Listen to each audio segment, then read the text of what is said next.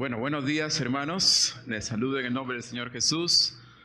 Estoy muy satisfecho, muy contento de estar con ustedes en este día, en esta mañana.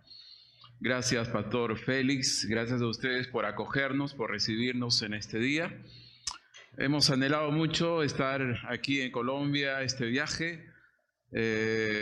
Hace 5 años que mi esposa no ha regresado. Para los que no me conocen, yo soy peruano y mi esposa es de acá, de un municipio, Santa Bárbara, de Bucaramanga, ¿no? Y entonces hace 5 años ella está conmigo allá y ha extrañado a la familia, vino la pandemia y bueno, hizo difícil las cosas para venir. Entonces hemos anhelado mucho este viaje.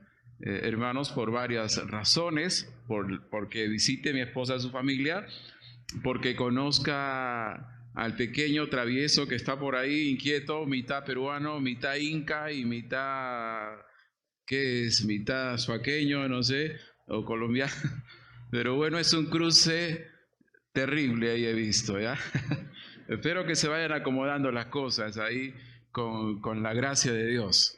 Pero no lo ha conocido mi suegra ni sus tíos y ya ahora ya lo han conocido al pequeño.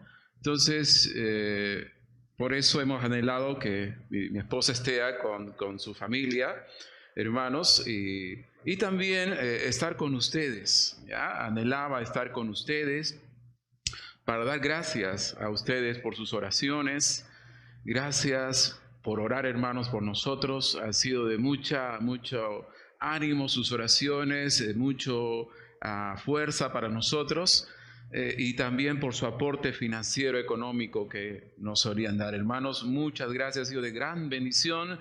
Los llevamos, los tenemos a ustedes en nuestro corazón. ¿Ven? Entonces, y queremos venir, hemos querido venir para darle gracias también a ustedes personalmente. Hermanos, y gracias por ese corazón misionero que tienen ustedes como iglesia joven que son y tienen ese corazón misionero, es ejemplar. Fíjense que a ustedes les he puesto como ejemplo en varias ocasiones donde he ido a predicar, como ejemplo de una iglesia con visión, con corazón misionero. ¿Ya? Eso creo que tiene que ser la visión de cada iglesia, que cuesta en muchos lugares, pero sigan adelante, hermanos, en ese sentido. Muchas gracias a algunos de ustedes acá en particular, gracias a la hermanita Wendy, nos ha sacado a veces del hoyo a veces en que estábamos. Gracias, hermana, te amamos mucho con mi familia, gracias, y a todos vosotros hemos anhelado este viaje. También una tercera razón por qué hemos querido venir y estamos aquí es porque estamos haciendo en este mes de febrero un viaje en sí de exploratorio de misiones. ¿Ya? Estamos todo este mes de febrero aquí en Colombia haciendo una exploración misionera. ¿Qué significa eso? Que estamos recorriendo algunas ciudades, lugares de esta nación, para a futuro, según la voluntad de Dios, nos pueda guiar para hacer un ministerio aquí en Colombia con mi familia. Amén. Entonces, queremos servir en un futuro en la voluntad de Dios aquí en Colombia. Vemos que hay mucha necesidad en Colombia aquí. 51, 52 millones tienen ustedes de habitantes, ¿verdad? El Perú tiene 32 millones, entonces Colombia es inmenso. El Perú tiene, en iglesias bautistas sí es fuerte, en la zona norte, o bueno, en general lo que se ha podido contabilizar hasta una década atrás es como 1,000 a 2,000 iglesias bautistas que hay en Perú. Entonces, entre las que se han podido contar, porque hay muchas que no se pueden contar, imagínense. Y entonces es mi deseo, mi ánimo, y hermanos, que el Perú levante los ojos, abra los ojos también para apoyar misiones. Tenemos una deuda en Perú, como que la Gran Comisión pensábamos que solamente es para Perú y no más allá. Entonces, ese es el desafío. hermanos, de la palabra de Dios y mío, para mí, mi iglesia, que es relativamente mediana, pequeña, ya vamos a ver al final, en un segundo momento, algunos informes. Hermanos, hace un esfuerzo también para enviarme aquí a este país y está teniendo ese corazón misioneros. De manera que, hermanos, estoy muy feliz de estar con ustedes, ¿ya? Le agradezco mucho a Dios y gracias por la oportunidad de compartir la palabra de Dios. En sí, esta gira lo estamos denominando nosotros ser y hacer discípulos. Y ese es el tema que quiero compartirles también a continuación a todos vosotros aquí. Hermanos, fíjese, Dios los llama como cristianos a nosotros, otra vez, a ser discípulos y a ser discípulos. El Evangelio, algunos piensan que solamente es algo para recibir. No, el Evangelio es un mensaje para proclamar también. ¿Ven?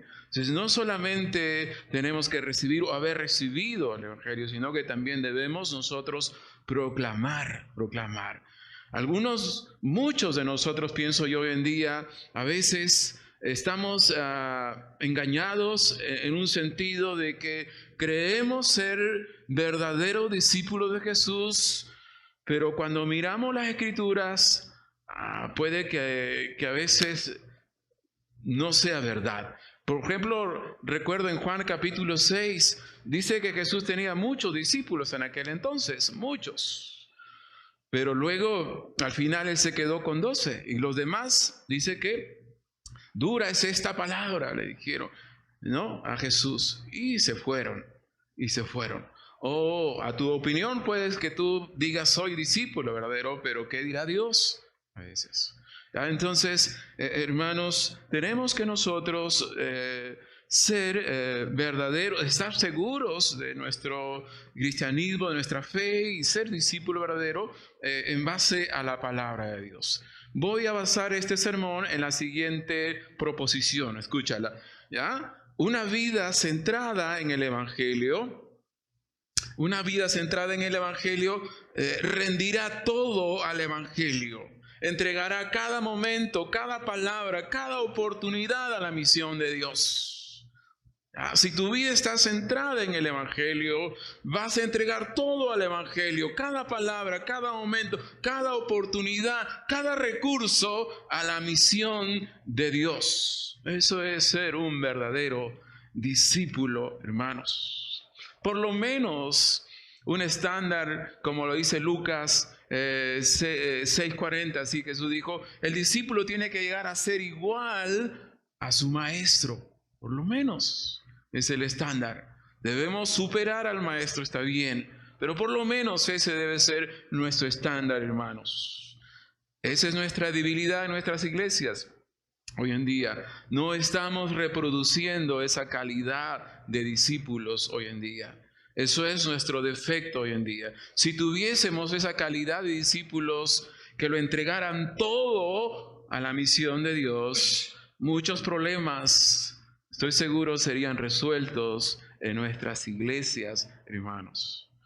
Tenemos que preocuparnos nosotros en reproducir ese tipo, esa calidad de discípulos que lo entreguen todo, que lo den todo. Ser discípulo de Cristo, ser cristiano verdadero no es vivir una vida moral nada más. No. Eso lo es cualquier persona. Ser cristiano no es tener a mi esposa como casado en sumisión. No, eso no es ser cristiano. No es tener a mis hijos también en obediencia. No, muchas familias no cristianas son ejemplares también. No es ser cristiano, no es simplemente, ya soy salvo, sé que soy salvo, estoy seguro y punto. No, eso no es ser cristiano.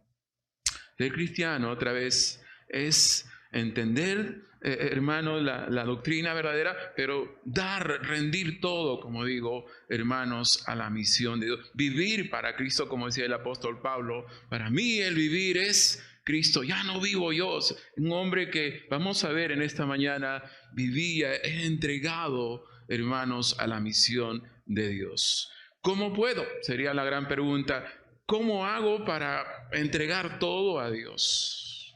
¿no? ¿Cómo hago para rendir cada momento, cada palabra, cada oportunidad a la misión de Dios?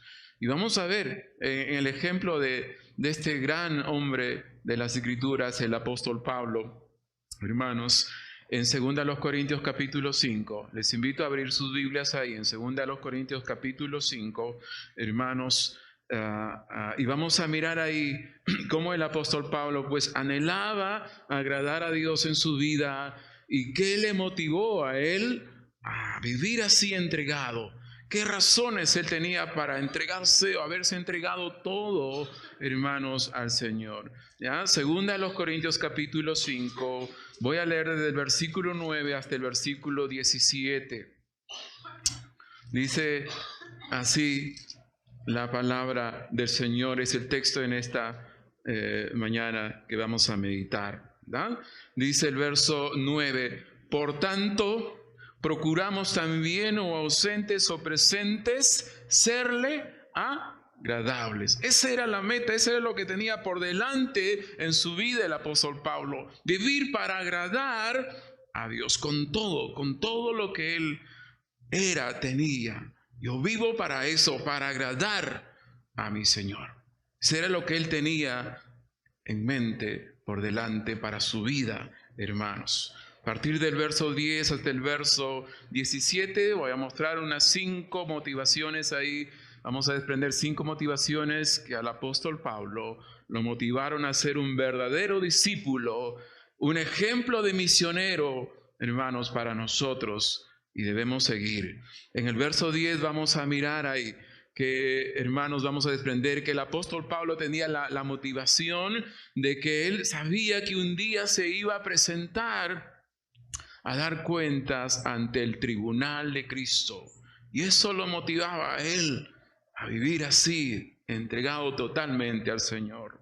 Verso 11, vamos a ver ahí que el apóstol Pablo también sabía y conocía en base al verso 10 el temor de Dios. Pablo tenía mucho temor de Dios y eso lo motivaba a ser un hombre entregado a Dios, ¿ya? También vamos a mirar verso 14 que, hermanos, el amor de Cristo, ahí dice, lo apremiaba, lo arrinconaba, lo apretaba. Ese es el término griego, luego voy a escribir. Hermanos, eso era lo que a él lo mantenía ahí, a estar entregado a la misión de Dios, ¿ya? Y en el verso 15 también tenía Pablo un sentido de gratitud, y por todos murió, para los que viven ya no vivan, él dice ahí. Y en el verso 17 vamos a mirar ahí que Pablo estaba muy motivado a estar entregado a la misión de Dios porque tenía, dice, una nueva vida, una nueva perspectiva en su vida.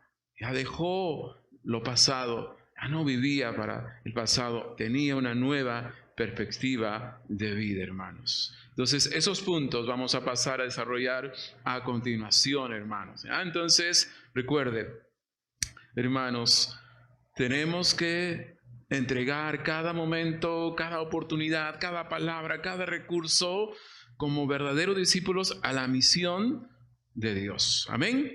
Tenemos que entregar todo. Eso es una vida centrada que quiere agradar a Dios en su vida. Número 1, entonces, verso 10. Pablo sabía que llegará un día en que todos compareceremos ante el tribunal de Cristo. Dice el verso 10, porque es necesario que todos nosotros comparezcamos ante el tribunal de Cristo, para que cada uno reciba según lo que haya hecho mientras estaba en el cuerpo, sea bueno o sea malo, Un juicio aquí, hermanos, una comparecencia de cristianos. Muchos hablamos de juicios, pero el primer juicio escatológico, si uno quiere usar ese término, es para cristianos, creyentes nada más. Pablo usa acá el término griego bima, el bima de Cristo.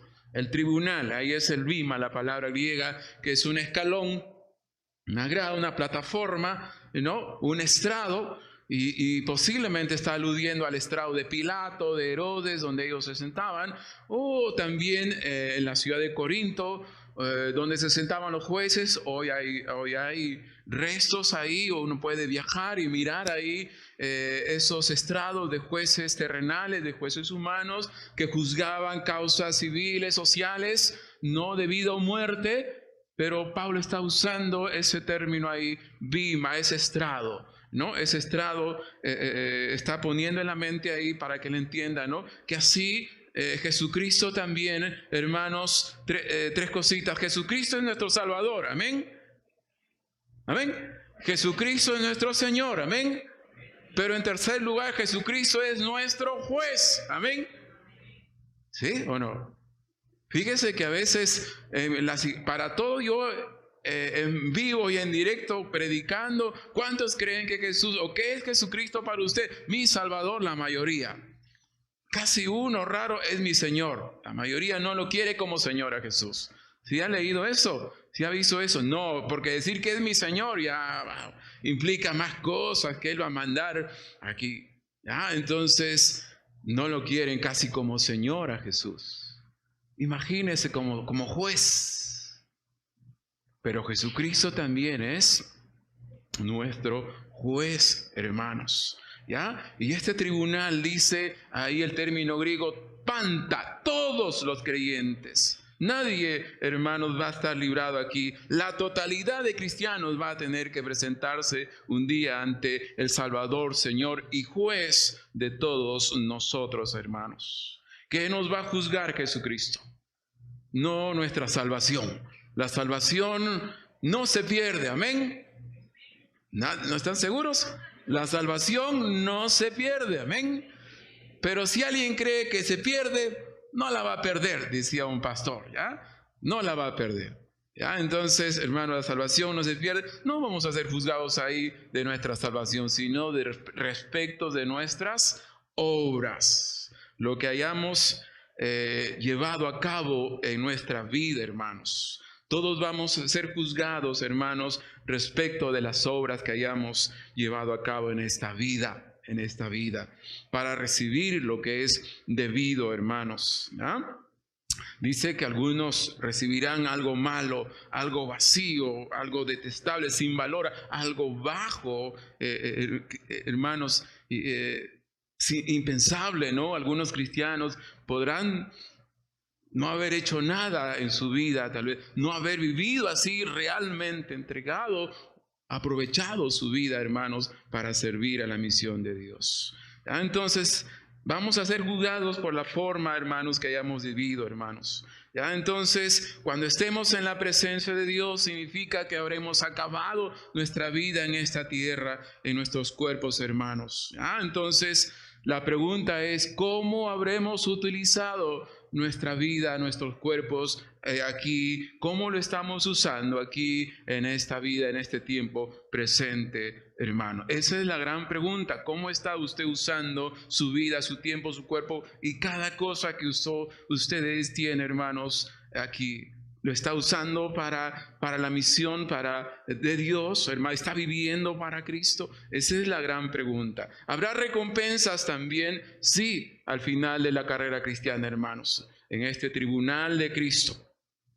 El apóstol Pablo, uno lo ve en su vida, él quiso honrar a Jesucristo, hermanos, con su vida, con su cuerpo y con su servicio. Él quiso, hermanos, agradar a Dios y sí tenía la esperanza de recibir algún reconocimiento en el tribunal de Cristo. Eso no es malo, hermanos. Anhelar un reconocimiento de Dios es algo correcto, y eso es lo que anhelaba el apóstol Pablo, hermanos. Él decía, yo no golpeo al aire, yo no corro así como a la aventura, yo sé a dónde voy, sé qué metas tengo, y siempre estaba proyectado, hermanos, y siempre estaba buscando algo, hermano. Entonces, proyectarse en la vida cristiana es correcto, hermanos, y eso buscó el apóstol Pablo. Recordemos la parábola de los talentos, hermanos, en Mateo 25-21. Recuerdan, un hombre dejó ahí que administraran sus bienes ahí. Dice que a un hombre, ¿cuántos talentos le entregó primero? 5, a otro 2 y a otro 1. Al que le entregó 5, ese ganó 5 más. Al que le entregó 2, ese ganó 2 más. Y al que le entregó 1, no ganó nada. Y al que ganó 5, ¿qué le dijo el dueño ahí? ¿Verdad? Verso 21, ahí Mateo 25, 21, él le dice, ¿no? Bien, buen siervo y fiel. En lo poco fuiste fiel, sobre mucho te pondré. Entra y alegra, entra al gozo de tu Señor. ¡Wow! ¿Usted no quisiera escuchar eso allá en el tribunal de Cristo? Bien, buen siervo fiel, en lo poco, en lo mucho, entra. Amén, hermanos. Eso quisiéramos escuchar por lo menos un día, anhelar eso cuando estemos, hermanos, en la presencia de Dios. Eso era lo que Pablo tenía por delante y lo motivaba a esforzarse, a entregar todo su tiempo, su vida, sus recursos, todo para la misión de Dios. Un día voy a estar delante de Él, hermanos. Si en lo terrenal a veces nos ponemos metas y no está mal, cuanto más, hermanos, para lo celestial. Yo recuerdo cuando en mi época de estudiante de seminario allá en Perú, me contaron esta historia, ¿no? Que había habido un exalumno ahí en el seminario que un día al terminar su seminario él decía, yo quiero ser el director del seminario, el próximo director del seminario yo lo voy a hacer. Y todos le decían, estás loco, jovencito. ¿Y el director? No. Cuando yo entré a estudiar tiempo después, él era el director. Y fue un gran director por mucho tiempo, muchos años. No es malo proyectarse, obtener cosas. En lo terrenal lo hacemos. ¿Cuánto más, hermanos, proyectarnos para lo celestial? Amén. Celestial. Hermanos, ese es el primer punto, la primera motivación que vemos en este verso 10. Pasemos rápido, porque sé que si me paso el tiempo me van a dar 40 azotes menos 1, dice el pastor. Entonces, vamos pasando. ¿Ya? Bien, en el verso 11 dije que Pablo también lo motivaba, ¿qué cosa? El temor de Dios. El temor de Dios. Dice el verso 11, conociendo pues el temor del Señor, persuadimos a los hombres, pero a Dios le es manifiesto lo que somos. Y espero que también lo sea vuestras conciencias. En el idioma griego hay una conjunción, por tanto, para conectar el verso 11 con el verso 10. ¿Ya? Pablo menciona lo del 11 teniendo en mente lo del 10. Un día voy a estar ante el tribunal de Dios. Y entonces tengo temor, dice el apóstol Pablo, en ese sentido.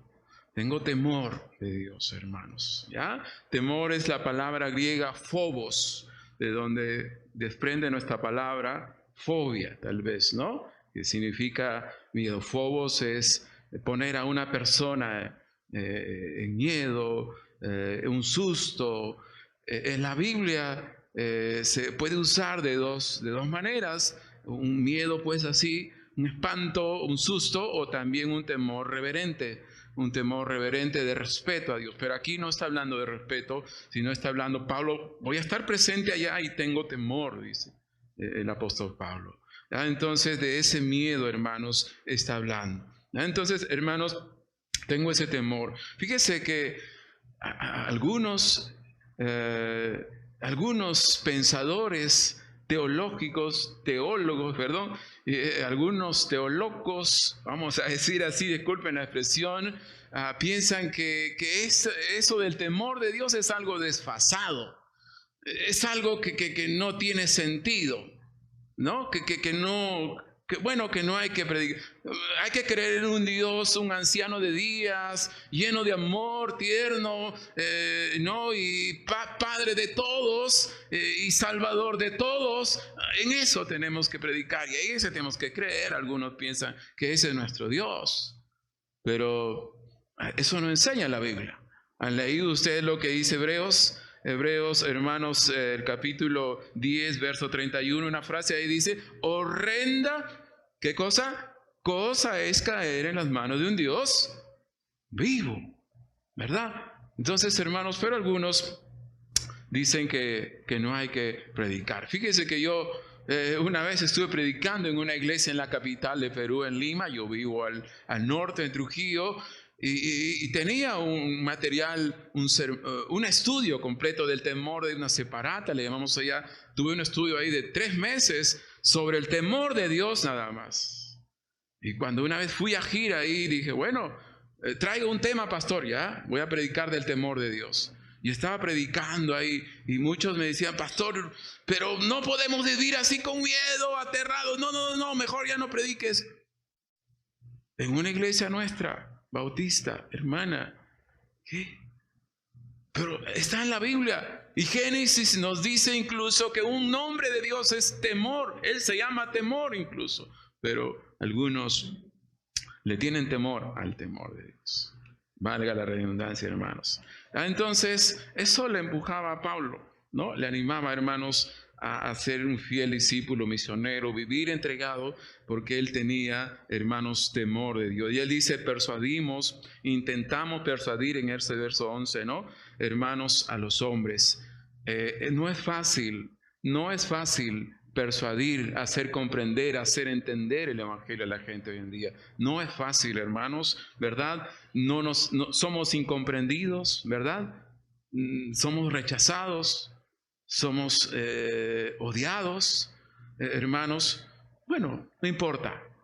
La gente no nos puede entender, no nos puede comprender. Pero ¿quién sí dice que nos entiende aquí el verso 11?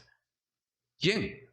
Dice el verso 11, no, persuadimos a los hombres, pero a Dios les manifiesto lo que somos. Dios sí te entiende.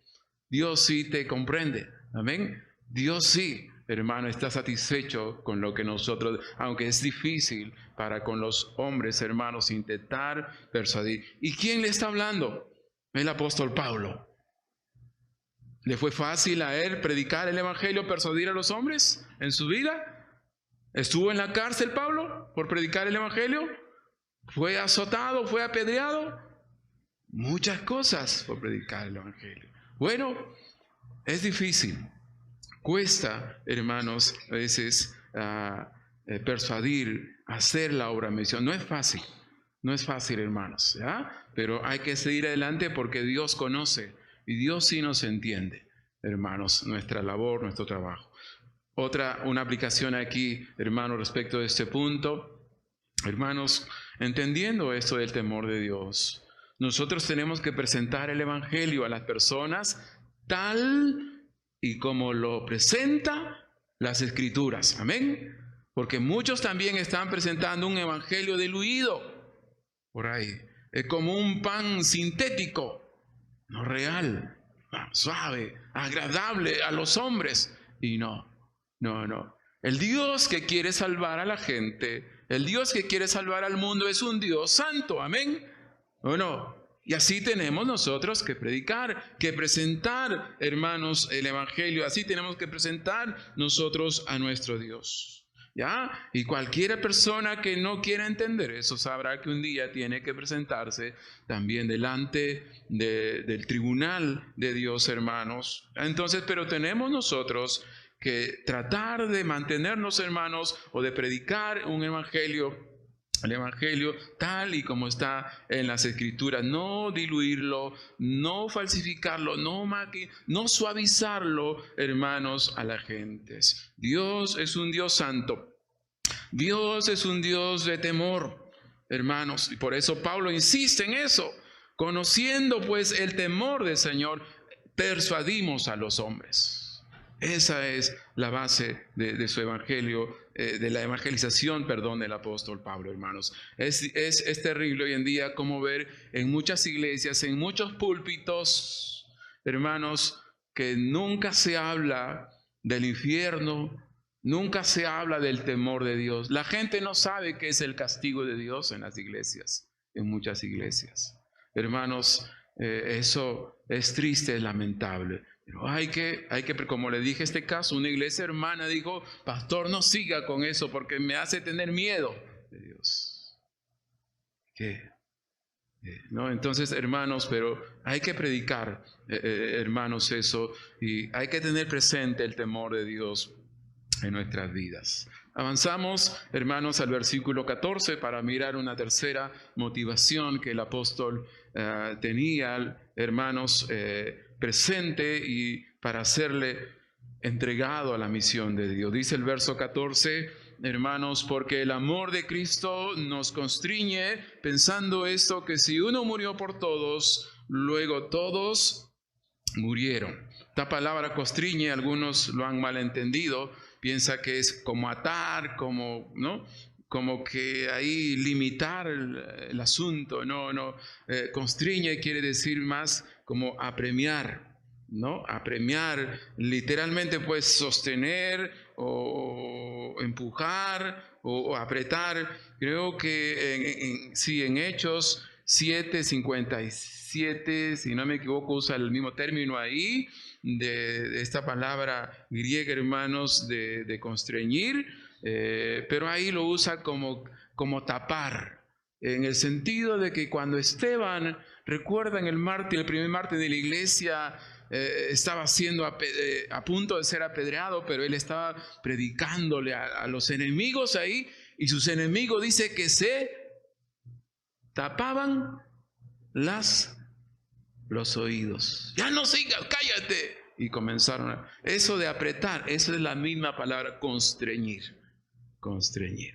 Pablo dice eso. Lo que a Pablo lo mantiene en la carrera por delante, entonces es el amor de Cristo. Eso es lo que lo mantiene a él, ahí en la tarea, anhelando, entregado.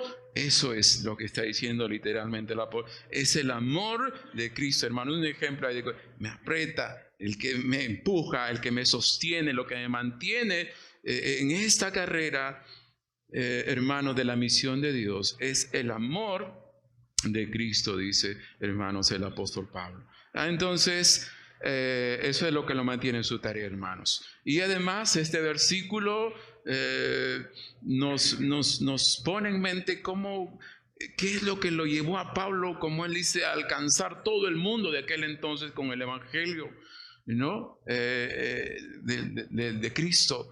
Y es el amor de Cristo, hermanos. Eso es lo que lo motivó a recorrer todo el mundo conocido de aquel entonces, hermanos. Y él había llegado a esta conclusión, entonces, hermanos, cuando él se convierte a Cristo, pues. Dice ahí, hermanos, aquí vemos un punto de la teología, de la cristología, aquí algo doctrinal también del apóstol Pablo, hermano. Él dice la teología de Cristo, hermanos, aquí sobre la sustitución. Noten ahí, dice, uno murió por todos, ¿verdad? Entonces, hermanos, y esto es lo central de la teología del apóstol Pablo, hermanos, ¿ya? Entonces, uno murió por todos, ¿ya? Hermanos, en el sentido ahí de la sustitución. Juan el apóstol lo habla, Gálatas. Vamos a mirar ahí Juan 11:50. Creo que Caifás, Jonás lo citan ahí como ejemplo en este sentido. Quiero buscar ahí, hermanos, Juan capítulo 11, verso 50, para entender este punto. Si pensáis que no nos conviene que un hombre muera por el pueblo y no que toda la nación perezca, lo está diciendo ahí Caifás, ¿no? Ese es el sentido entonces de lo que está diciendo aquí el apóstol Pablo, ¿no? Que Cristo murió por todos, fue nuestro sustituto. Él tomó nuestro lugar en la cruz. Y eso es la cristología de Pablo, hermanos. Y luego dice el verso, regresamos a Corintios, luego todos murieron. Parece algo una conclusión lógica, hermanos, aquí, hermanos. Entonces, uno murió por los todos y así los todos murieron. Entonces, en cuanto a la muerte espiritual, por supuesto, hermanos. Entonces, este es el evangelio otra vez que predicaba Pablo, hermanos. Claro, hermanos, y eso es nuestra esperanza también para hoy, hermanos. Entonces, esta frase, si hay aquí alguien esta mañana que nos está visitando, que todavía no ha puesto su fe en Cristo, en otras palabras, este versículo enseña que hay una sentencia de muerte sobre la humanidad. Muerte espiritual, hermanos, amigos, para alguien que está sin Cristo. Cuando Adán estaba en el jardín del Edén, él era el representante de la raza humana. Dios le dio el mandato de no comer del fruto, pero Adán desobedeció, hermanos, y pecó, y por eso vino la muerte, vino el castigo a todos. La humanidad, hermanos, todos nacemos en ese pecado, todos estamos bajo esa sentencia en el mundo. Pero Cristo pagó ese castigo. Cristo es el remedio para el pecado. Cristo es la solución para tu vida. Cristo te puede dar vida, como dice la palabra. Escucha esto: o es por Cristo la salvación, o no es por nadie. ¿Esa es la manera de Dios o no es por nada? Eso es lo que está diciendo Pablo. Es Cristo el sustituto. Es Cristo la esperanza para nosotros en este mundo. Amén. Entonces, otra vez, hermanos, en este punto, lo que lo motivaba a Pablo a recorrer, y se recorrió todo el mundo de aquel, era, ¿qué lo empujaba? ¿Qué lo apretaba? Dije, el amor. ¿De quién? De Cristo. El amor de Cristo nos constriñe, decía el apóstol Pablo. Te hago una pregunta, hermano. ¿Cómo tú tomas, cómo valoras tú el amor de Cristo? ¿Cómo lo estás tomando? ¿Cómo lo estás valorando en tu vida el amor de Cristo? ¿Cómo? ¿Eres capaz de renunciar a algo que te cuesta? ¿De despojarte a algo como Él lo hizo? Cristo dejó su gloria, Cristo dejó todo para venir y servirnos y morir y avergonzarse y humillarse nosotros. Pablo también renunció, recuerdan él, tengo por basura todo lo que antes y lo que mis títulos y todo, ahora todo es Cristo para mí. Hermanos, si Cristo lo entregó todo, si Cristo lo hizo todo, y a veces nosotros ponemos reparos en cuidar algunas cosas nuestras o en poner por prioridad algunas cosas de nosotros. Y eso no es valorar realmente el amor de Cristo en nuestras vidas. Hay que valorar el sacrificio de Cristo en nuestra vida práctica, hermanos. Hay que ser capaces de renunciar a muchas cosas por el Evangelio de Cristo, hermanos. ¿Cómo estás valorando hoy en día el amor de Cristo, hermano? Voy avanzando al verso 15, hermanos. Dice el verso 15, y por todos murió, para los que viven, ya no vivan para sí, sino para aquel que murió y resucitó por ellos. En este versículo Pablo expresa un sentido de gratitud, hermanos. Un sentido de gratitud, y eso era lo que le empujaba. Vivo agradecido por lo que Cristo hizo. Por todos murió, para los que viven, ya no vivan para sí, sino para aquel que murió. ¿No? Hasta parece que él se obligaba, pero más está el sentido de ¿qué hago para agradecer en mi vida lo que Cristo hizo por mí? Entonces, servirle, ¿no? Vivir para Él, entregado para Él, hermanos, ese sentido de gratitud es como una obligación correspondiente que debería ser, hermanos, por lo que Cristo hizo por nosotros, hermanos. A veces sería, creo que es ilógico vivir la vida cristiana, como dije al comienzo, solo moralmente, solo de etiqueta, solo nominalmente, el cristianismo así, nada más pasivo, hermanos, sería algo ilógico. Cuando Cristo entregó su vida, y yo solamente tener la etiqueta de cristiano o nominalmente, no creo que, hermanos, sería algo lógico, sino más bien ilógico, hermanos, ¿verdad? Desde ese punto de vista, hermanos, ¿ya? En 1 Corintios 6, en la primera carta, versos 19 al 20, Pablo, recuerdan que él decía, no sois vuestros, Cristo nos ha comprado. Amén. Ya no nos pertenecemos a nosotros, pertenecemos a Cristo. Ahí está hablando de la esclavitud voluntaria, hermanos, del siervo de Dios, hermanos, al Señor Jesucristo. Quiero contarles acá una historia. En el tiempo de la esclavitud en Estados Unidos, por ahí hay un misionero gringo, como les digo yo, él debe saber, el tiempo de Abraham Lincoln, todavía había esclavitud, y él compró a una mujer esclava, y la compró y le dijo, bueno, ahora eres libre. ¿Libre? ¿Puedo hablar lo que quiera? Sí. ¿Puedo hacer lo que quiera? Sí. Eres libre. Y la mujer le dije a él, soy libre. Entonces, en esa libertad decido seguirte a ti, servirte a ti. Hermanos, eso es una ilustración para entender nosotros. ¿Ya? Hemos sido comprados por Cristo, somos libres, pero hermanos, en una gratitud, voluntariamente podemos nosotros decidir qué cosa, ser esclavos, ser siervos del Señor Jesucristo. Amén. Entonces, hermanos, vivir una vida de gratitud, hermanos, a Él. No es fácil hacer la obra misionera. Ustedes lo están aquí mencionando, los esfuerzos, las luchas que hay, hermanos, que se presentan. No es fácil para nosotros, no es para mí, para mi familia, hermanos, venir hasta aquí o servir en la obra de Dios. No es fácil, hermanos, no es fácil, ¿ya? Pero ¿qué es lo que me motiva a mí en este punto? Ese sentido de gratitud. Estoy agradecido, hermanos, por lo que Cristo hizo por mí, por lo que Él se entregó. Por eso le sirvo a Él, por eso le doy todo, le entrego a Él. No me motiva ninguna otra cosa a mí, hermanos, para servir al Señor Jesucristo. Recuerdo que una mujer le dijo a mi mamá, tu hijo está estudiando en un seminario teológico. ¡Qué bien! Porque esos se vuelven millonarios y tienen carros y casas. ¡Qué bien! ¡Qué buena carrera escogió tu hijo! No nos mueve eso. No, nada.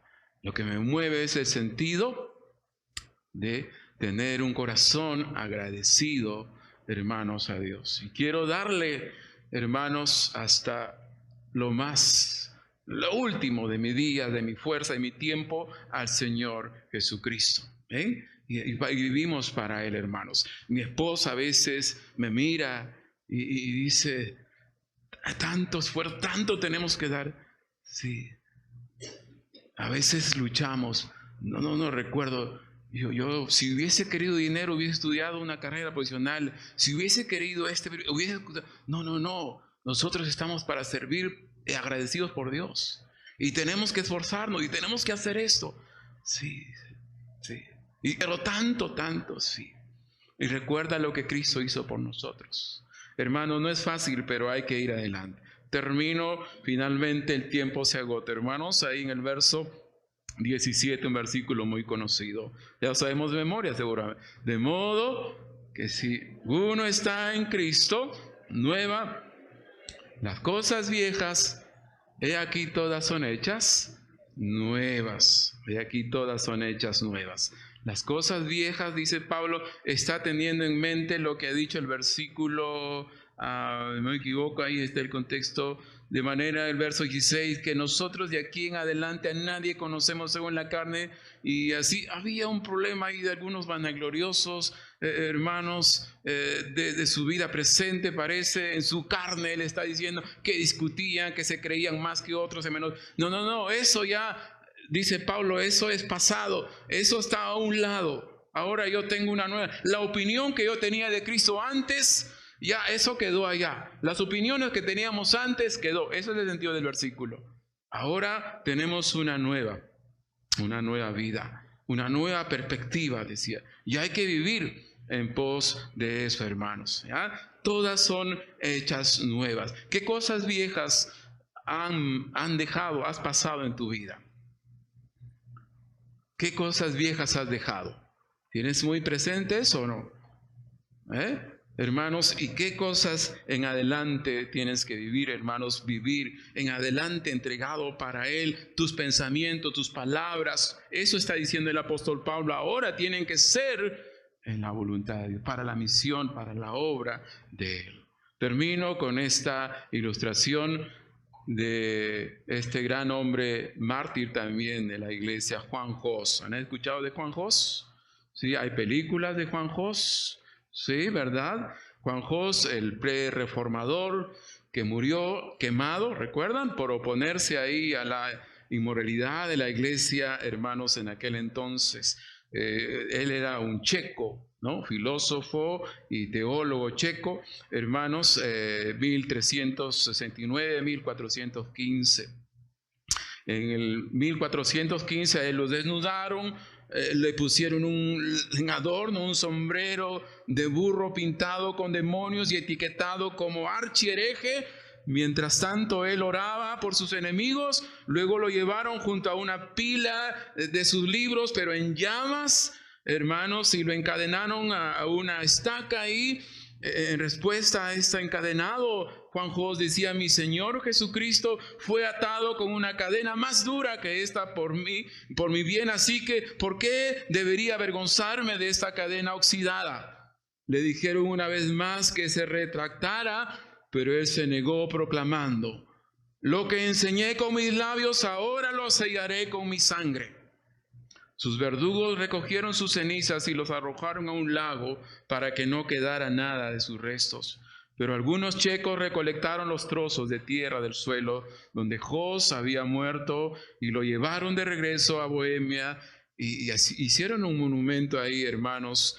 Y los bohemios en Bohemia, hermanos, había ira, estaban furiosos con la ejecución de Jos, repudiaron al concilio después, y en los siguientes años una gran cantidad de jositas, hermanos, se negó a someterse ahí a la autoridad del emperador romano. En ese tiempo la iglesia también, hermanos, y a la postre Bohemia tuvo un despertar al cristianismo en Occidente, hermanos. ¿Ah? Entonces, creo que eso es un ejemplo también, finalmente, de un cristiano totalmente entregado, de un verdadero discípulo, un hombre entregado totalmente a la misión de Dios. Amén. Hermanos, que Dios los bendiga. Gracias por escucharme. Estoy feliz de haber estado con nosotros. Oremos, procuremos en nuestra iglesia cada vez por reproducir verdaderos discípulos. Amén. Seamos discípulos y hagamos discípulos. Eso es la misión de Dios para nosotros. Gracias.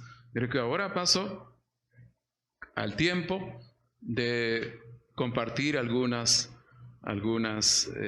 fotos, postales de la obra que estoy haciendo, que Dios está haciendo allá en Perú, ¿verdad? Bueno, Machu Picchu, no conozco Machu Picchu en Perú, está lejos de donde vivo, cuesta mucha plata ir ahí, solo los colombianos entran ahí y dicen, bien, pero disculpen ahí el chiste, pero hermanos, algún día Dios permitirá, mi esposa sueña con Machu Picchu, yo también, algún momento conoceremos. Bien, nuestra iglesia, creo que a continuación hay como un mapita, hermano, para ubicar, exacto, ahí, luego retrocedes, ¿ya? Trujillo, ¿sí? Trujillo, ese es el mapa del Perú. Entonces, Trujillo, al norte del Perú, allá está Ecuador y allá está Colombia, ¿ven?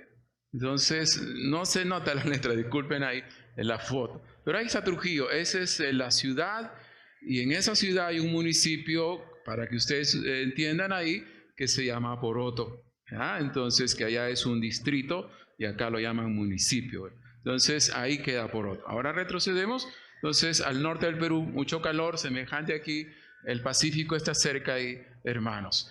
Bueno, hacemos labores evangelísticas en nuestra iglesia, vamos por las casas, hermanos, predicando con los hermanos, los jóvenes, en estos años que no nos hemos podido reunir mucho en la iglesia, de a poco íbamos por las casas, hermanos, y para qué, a veces la gente no va a la iglesia, pero a la casita ahí del vecino sí va y predicamos el evangelio, como en este caso, ¿no? Entonces hacemos esas labores evangelísticas por las casas, hay gente que vive también en zona rural y ahí predicamos, ven, en reuniones ahí familiares, vecinales, al aire libre, ¿verdad? Entonces, adelante, hermano, son labores evangelísticas que hacemos. Mi esposa ahí está en el templo en Poroto y ella está haciendo labor de discipulado con algunas hermanas. Ella está aprendiendo y está animada a seguir discipulando a las hermanas y les da sus clases ahí, hermanos de discipulado. Me está ayudando mucho mi esposa, ¿ya? Y entonces hacer discipulado con las damas. Mi esposa también aprovecha que sabe cortar el pelo y es un servicio y les corta a los ancianos en sus casas, va con la máquina. Y en pandemia yo también aprendí a cortar el pelo, así es que si alguien quiere presentarse ahí para practicar, adelante. También vamos de Poroto a unas 4 horas, ya hay páramos, como dicen acá, que son alturas. Ahí estamos en una zona de 4.000 metros sobre el nivel del mar. Realmente es más frío que Santa Bárbara, donde estamos, más frío. Mi esposa me dice, ¿ya tienes frío? Sí, pero acá hace más frío. También vamos ahí, porque algunas familias en nuestra iglesia son de ahí, vamos ahí, sube el carro hasta ahí para predicar. O sea, estamos moviéndonos, ¿ya? Moviéndonos para predicar. El año pasado también Dios nos dio la bendición de construir un piso pulido en la iglesia porque era tierra. Entonces Dios bendijo, se esforzaron los hermanos. Ahí están las hermanas también ayudando. No soy yo, estoy por otro lado, pero ahí algunos hermanos de las iglesias hermanas dijeron, pastor, vamos 4 maestros, pongan los materiales, y ahí lo hicieron en una noche, en una tarde, una noche, todo el piso de 15 por 15, que era grande. Y amén, hermanos, y Dios nos bendijo. Y ahí ya tuvimos nuestro aniversario en el mes de septiembre. Nuestra iglesia tiene 42 años, imagínense. 42, hay un momento. ¿Se pasa sola?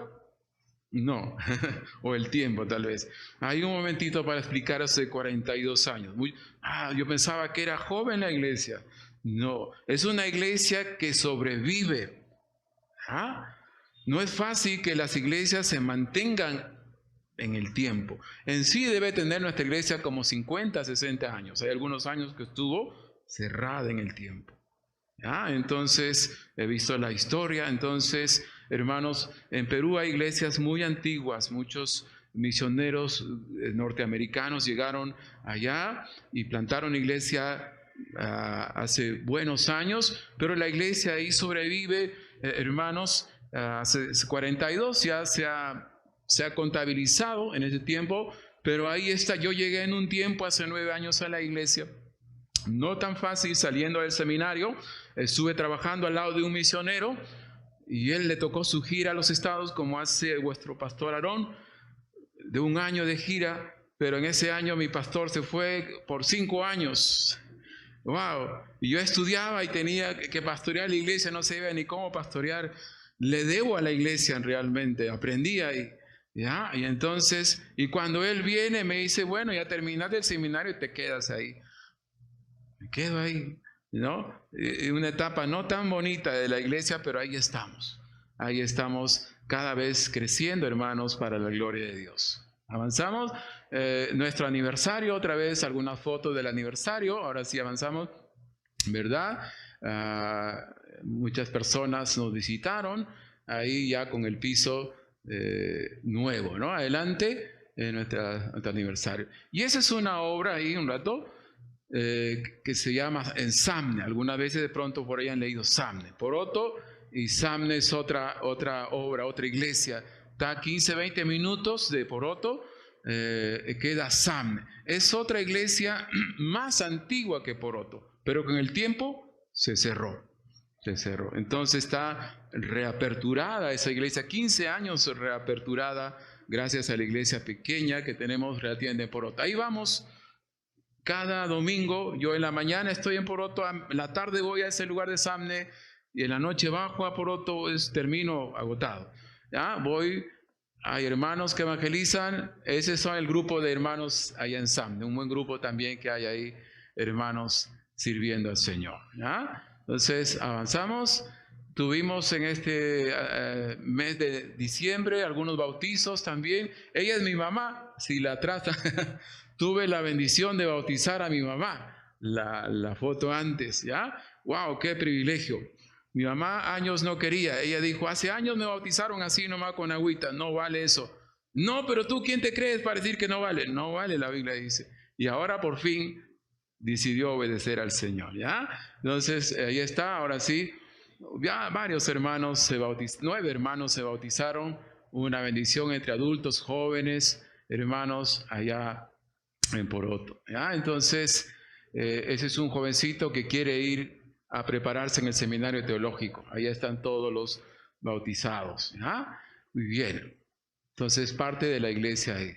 Ahí un momento, Dios también me ha dado la bendición en 4 años allá en la ciudad de Trujillo de presidir la Junta de Pastores, ser presidente de la Asociación de Pastores en Trujillo, que son más o menos 30, 40 pastores, esos no son todos.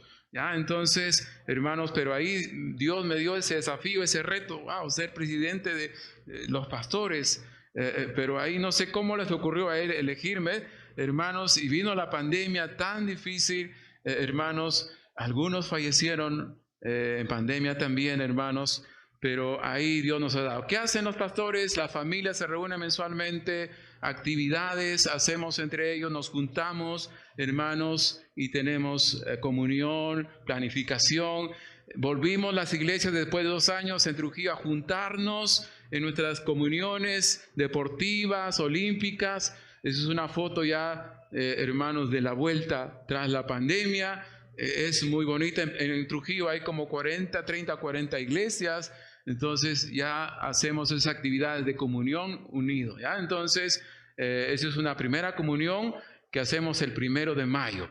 Ese es el seminario teológico, ese es el lugar donde nos reunimos. Avanzamos, la siguiente foto creo que muestra, ahí cada iglesia van con su bus a un campamento que tenemos el 30 de agosto y ahí es más grande la comunión. Eso hace la Asociación de Pastores. Trabaja en las familias y trabaja con las iglesias. Una tremenda bendición, la unión que hay, sí, allá en Trujillo. ¿Ya? Cuánto añoro yo eso en muchas ciudades, en muchos lugares. Finalmente, oren por nosotros porque queremos en un futuro venir a servir a Colombia. ¿Quisieran o no que puedan servir por acá, no? Amén. Amén, hermano. Gracias.